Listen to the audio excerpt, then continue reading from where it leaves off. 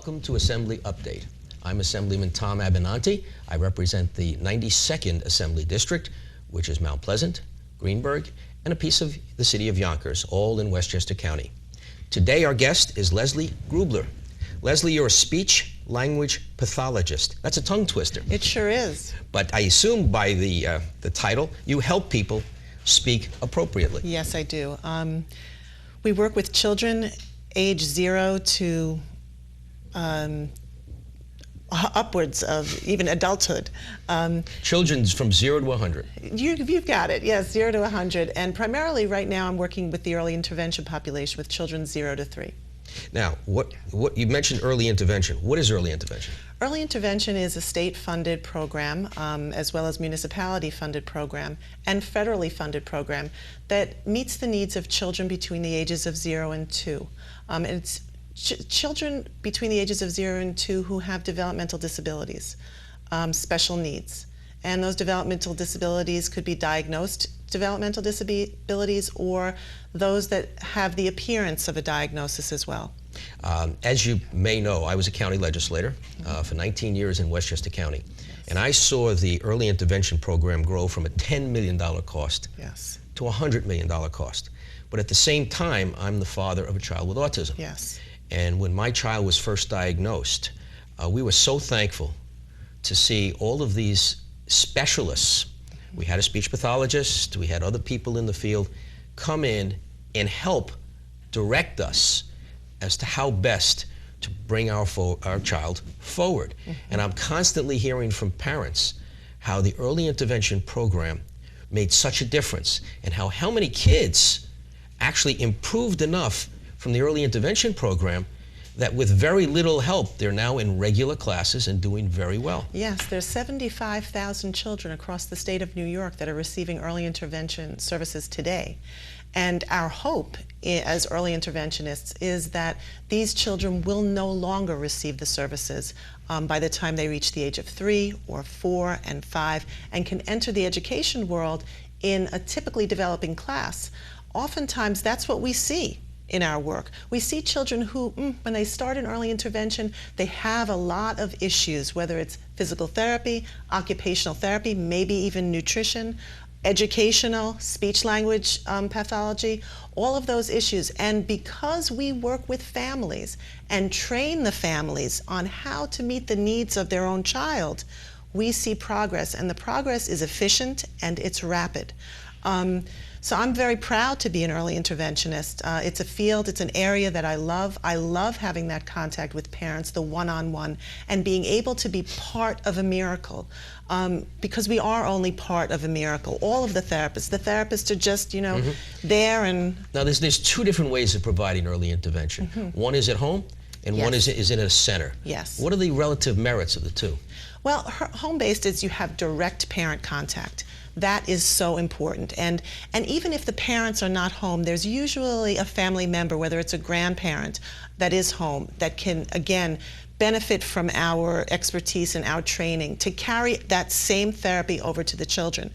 In the center-based programs, the center-based programs are often for children who have significantly more needs that need to be met. And the classroom setting actually provides them with a great deal of structure that perhaps could not be mimicked in the home environment. Gives them a social environment as well. It does give them a social environment. It gives them hopefully very good models. And there is parent contact. It's not as intensive parent contact, but it's, it's one side is good and the other side is good as well. So it gives the person evaluating the child two alternatives. Absolutely. And you might use one year and the other year or something like that, depending on... Right. The child could be ready now for a classroom program to learn a classroom script that they will have to use throughout their years. Now, I know there's a lot of complaints that with this economy, the way it is, and the governor's budget dramatically cutting back on the monies available for these types of services, that we're going to be going in the wrong direction, that the progress that we've made and the development that we've made of this field is going to be stymied and that kids are going to suffer. That's right. And talking about the governor, He had said in his State of the State address that he was looking for reforms, meaningful reforms. And he said, you know, anybody can slash a budget. Anybody can trim off excess fat, but that's not meaningful reforms. And unfortunately, I feel as though the governor has initiated or proposed budget reductions that are simply that. They're just cuts. They're not true reform. The same goes for the Department of Health. Again, we're not talking about true reforms. Commissioner Nirav Shah in the budget meetings, he shared that New York State offers currently 20 hours of service to children in early intervention. 20 hours of service as compared to the national average. Well, I did a little research as well of our 1,200 members at the United New York Early Intervention Providers and Parents as Partners, and it's averaging between 6 hours to 7 hours as a result of the budgets, as a result of the cuts that were imposed last year. Now, I've heard a lot about that. You said there were significant cuts last year? There were. The most significant was the rate reimbursement, or I should say the only one that was published was the rate reimbursement that was imposed by a regulatory change by our former Department of Health Commissioner. All of the other changes have been little spoken about. That is, decrease in the mandates offered, decrease in therapeutic mandates, and even children who are eligible for services not receiving the services that they're eligible. The word mandate seems to be a pejorative term. Everybody doesn't want mandates. It's a little different when you're talking about therapy and special services. The mandate is how many services a child will receive, which is decided at a particular meeting that both parents and providers attend. So when we talk about mandates in early intervention, we're talking about the number of services they get and how frequently they get those services. Right, and the people who pay for this clearly don't want to spend the money. Yes. And unfortunately, it's a burden of the counties and of the cities. And really, the state promised a long, long time ago that it would take over the cost of early intervention and has never really lived up to that promise. And unfortunately, the executive budget this year will be going in the wrong direction. It will be cutting again. That's right. And I know the Assembly has been working very hard to try to put money back into this program. Yes, because we don't want to lose the good providers that we have now. You know, people talk about rates, they talk about dollars. It sounds so impersonal. Is there a way to translate that discussion into what is the impact on the in the field? Okay, well, if a child does not receive the type of early intervention that they're required to, that they should, that they're deemed eligible for, it's quite likely that the state will be paying for their special education services for their lifetime. 0 to 3 and even 0 to 4, 0 to 5 are considered periods of neural plasticity when a child's brain can manage all of this input and make changes. Changes can happen. You're almost reprogramming the child. Yes, we are. And I'm so grateful that I have been part of so many different miracles in working with children with autism, which is my area of expertise, and other disabilities as well. So being part of that and then recognizing... So it's important to get to those kids. Absolutely. But so what? So we pay you less. What's the big deal? Oh, you're right. And many of our providers will still work for that. Unfortunately, the children will be impacted because there are greater than 50% of our providers who will be leaving this field. Talking about 50% of seasoned professionals who How do you know that? How do I know? Because my survey of 1,200 of our members indicates that 80% of my members have 15 years of experience in early intervention alone. And early intervention, because you're dealing with a child with special needs and the family and and society essentially, you need someone in there who's mature, who's experienced, who's seasoned. And where will these people go? I mean, where will these? They're teachers, they're therapists. That's right. Where will they go? Well, we surveyed our members as well, and many of them will be going back to school to get another degree. Many of them will be going to work with seniors in the hopes that perhaps that fares better for them. And some of them will be just leaving the field to do something else because they recognize that our fields, physical therapy, speech language pathology, etc., are all being impacted by the financial component. So just because we're paying a lot of money doesn't mean that the people in the field are making a lot of money. Oh, no. It just means there's a great need out there, and that money is being spread over a lot of people. That's right. You know, it's interesting because we're talking about some of the abuses that are taking place in some of the state facilities for kids with disability, or even for adults. And the push, it sounds like here, is to try to prevent kids from being so handicapped, so disabled, that they end up in a group home, which costs That's everybody right. a lot more You're and causes a lot absolutely more right. grief.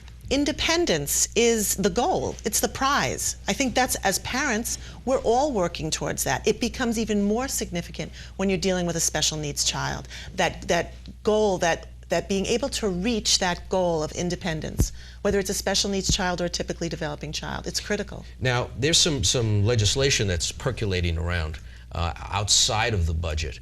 I know Assemblyman Weprin from Queens is carrying some legislation, and I know I've joined on to it. Yes. Yes, and we are very much appreciative of both of your efforts. What would that legislation It basically do? would return the rate of reimbursement to March 1st of 2010. But, you know, the purpose for that legislation was just to continue to shine a light on the needs of special needs children and this program. That it needs to be looked at and it needs to be reformed, not with a budget axe, but with a fine scalpel. How do you explain to a taxpayer who is pressed and is saying, I can't pay anymore? Everybody's got to share the pain. How do you explain to them this program, which basically is taking kids that look normal, that are happy, that are smiling, that some doctor may say, oh, he'll outgrow it. How do you explain to that taxpayer why we're putting all of this money in? Well, you can explain it one very large way, which I'm sure many of the constituents are aware of. The incidence of autism is now 1 in 100. Autism can impact anyone. You, I, our neighbors down the block, and unfortunately, it's only until you have a special needs child in your family that you truly recognize the need for early intervention. You know, a lot of I may have mentioned to you, we have 5,000 signatures on our petition to the governor regarding this issue. Some of the individuals who signed are parents of children with special needs, but some aren't. So we are trying to educate everyone that anybody could be impacted by a child with special needs. The incidences of many disorders are low, just like autism. And we have to be mindful of that. You know, I used to be very comfortable saying we're a child-centered society. Guess what? I no longer feel comfortable saying that. I used to be proud of being part of the premier state of New York State early intervention. Right now, I don't think it is a premier state. There seems to be an attack on the most vulnerable. Yes, there is. They have no voice. They have no voice. They have no vote. And their parents and they have some of these people literally have no voice. They cannot speak for themselves. That's right. They have no voice. They have no vote. And our parents, because they're working with their child in early intervention at such a young age, they don't even realize, they don't have the time to realize that they do have a voice, that they themselves have a voice and a vote. It's an all-encompassing, all-consuming effort it very much is. To deal with a child yes. who is different than, yes. than the typical child. It is, and many of our members, the parent members, they have been through the process already. They're past early intervention. We have a bunch of members who the families are going through early intervention, but you know what? As a whole, most of the families have been there already, and they can breathe a little bit and reflect. And we have to remember that children are our future. Yes. How if somebody wanted to reach you, how would they get in touch with you? Well, they certainly can send me an email at United NYEI Providers. United NYEI Providers at yahoo.com, and I would suggest at yahoo.com. Yes. That would be the best way. We also have a website, United New York Early Intervention Providers. Any Google search Let's do that will again. come up. United? Yeah. United New York Early Intervention Providers. And Providers. all they have to do is put that in a Google search. Yes. All right, very good. Well, thank you for joining us today. And I want to thank all of you at home for joining us. This is Tom Abinanti, Assemblyman for the 92nd Assembly District. And please tune in again next time.